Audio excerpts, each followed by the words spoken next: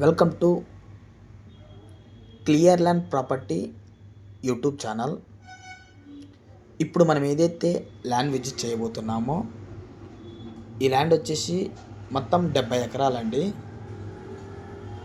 మనకు ఈ 70 ఎకరాల్లో ఒక 20 ఎకరాలు మాత్రం కల్టివేషన్లో ఉంటుందండి. మిగతా 50 ఎకరాలు కల్టివేషన్లో ఉండదండి. ఎవరైతే ఈ ల్యాండ్ పర్చేజ్ చేస్తారో వాళ్ళు కల్టివేషన్ చేసుకోవాలండి.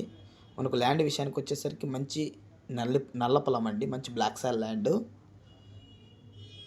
మనకు ఈ 70 ఎకరాలకు గాను అఫీషియల్గా 7 నెలలు అందరి రివర్ వాటర్ ఉంటాయండి.